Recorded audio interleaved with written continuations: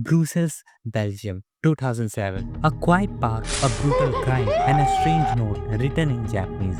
It wasn't signed by a killer, but by something far more chilling. Watashi wa Kira, thus I am Kira. What started as a chilling murder became an international story, one that pulled a popular manga into the spotlight. This wasn't fictional anymore, this was real, and it left a question hanging in the air. Can a story influence reality, or do we just look for pattern when we are afraid? Two women were walking their dog through Duden Park, a peaceful wooden area in Brussels. What they found instead was anything but peaceful.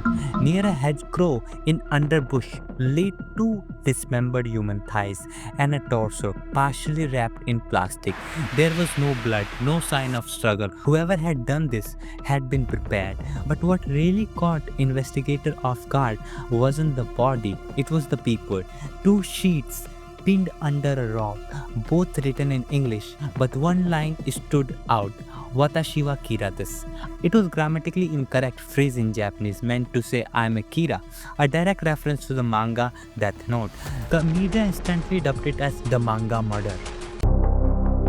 Let's pause for a second. If you are not familiar with Death Note, it's a manga where a high schooler named Light Yagami gains a supernatural notebook, write a name in it, and the person dies.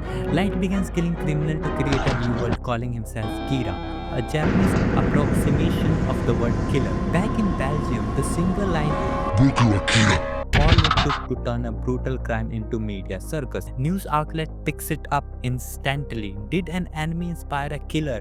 Is fiction to blame? But the truth was way more complicated than that. The body was identified as Muhammad al-Arbani, a 32-year-old man originally from Morocco. The victim, Muhammad al-Armani, was initially reported as unknown figure, but during the trial, it was revealed that he had connection to the suspects and may have been involved in minor criminal activities, including drug-related circles. This wasn't random.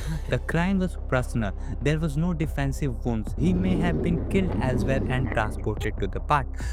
4 months, investigator had no solid leads, only that strange note and a brutal crime scene. The Kira reference for a while seems more like a distraction than a clue, but it lingered. Why reference that note? Was the killer a fan? Were they mocking the police? Was this some kind of message? In 2010, nearly 3 years after body was found, police arrested 4 young men, all between the age of 22 and 24.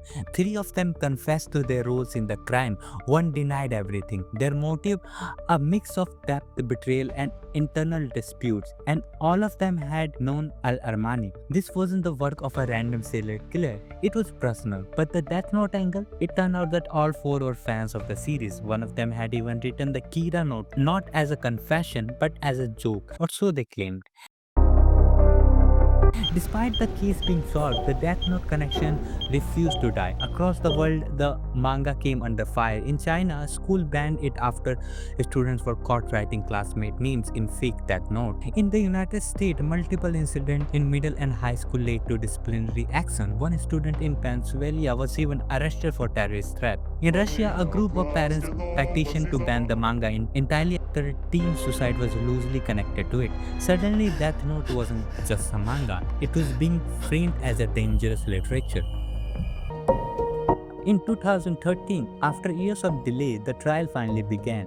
The court rejected any claim of mental instability or artistic influence.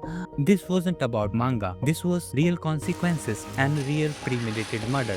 The killer was sentenced to 20 to 23 years in prison. The judge never mentioned Death Note in final statement because at the end of the day, a note doesn't kill someone, people do. The manga murder became a headline because of the Death Note, but it stayed in history because it forced people to ask a deeper question. How much influence does media really have?